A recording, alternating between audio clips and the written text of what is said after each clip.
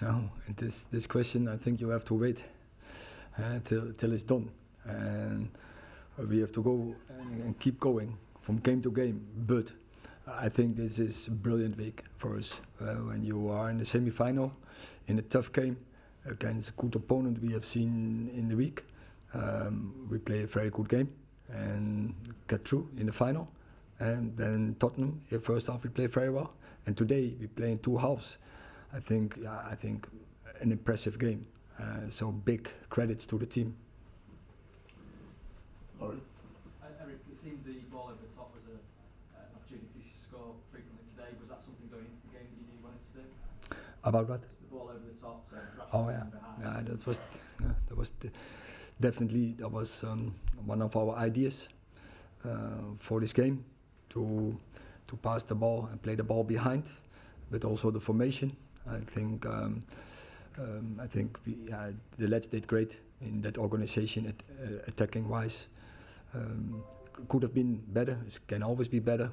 The timing was not always perfect, but with our speed, if you do it in the right way, we created the chances from it. We had to score more. We know that, but I think finally it was a success. Son Casemiro, sorry, I wondered, do you feel his form had sort of dipped slightly before today? He seemed like he had a really good game, but I just wondered if you felt maybe his form had slightly dipped, or if there's any reason for that, or do you not think that? I think that's in every season. I think you see, no one is always playing brilliant, and he played on such high level, and maybe some games also by a suspension, the rhythm is broken, and then you have to get back. But today, this was the Casemiro we have seen almost all season, and he brings so much in organization and composure and determination, and his leadership is then so important for us, because others go with him. He's then the example, and I think that is also what we have seen, especially in the second half, a determined team and a passionate team who want to win and want to win more as the opponent, and then you win.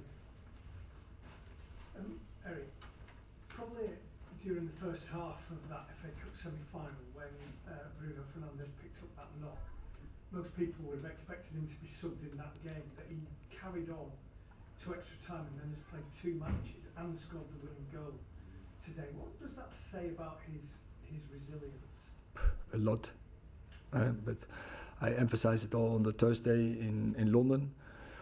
He is so tough, and a couple of weeks ago was questioning about his captaincy. Yeah, it's crazy, because he is such a big leader. By example, he gives so much energy to the team.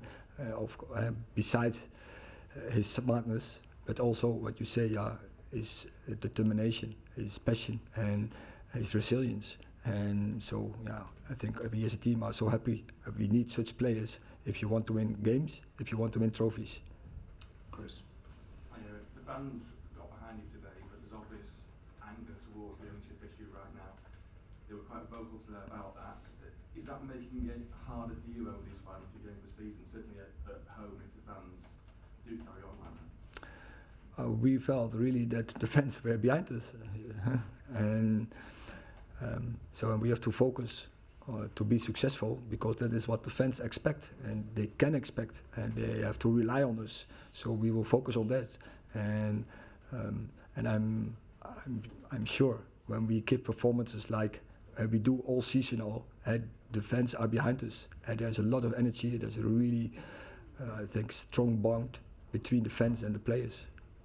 Last question time.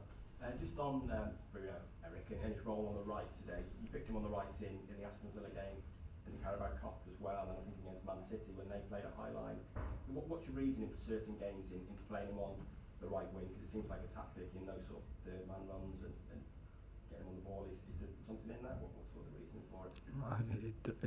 It is not. It seems like tactic. It is tactic, and more out of more reasons. You can play several roles, and you also in that perspective you need players like Bruno to be successful, because we have seen against Everton he can play a deeper role, and he brings passes.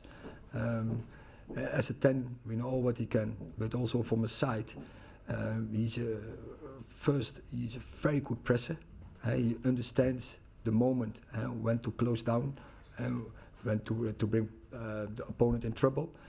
He knows also when to run back, to track back, and to close passing lines and to close opponents. So even if our press get beat, he knows when to get back, and then of course he can play in between the line and give the pass, but also he can, for himself, get behind the lines. So he has so many skills, and it's a pleasure to work with players like him.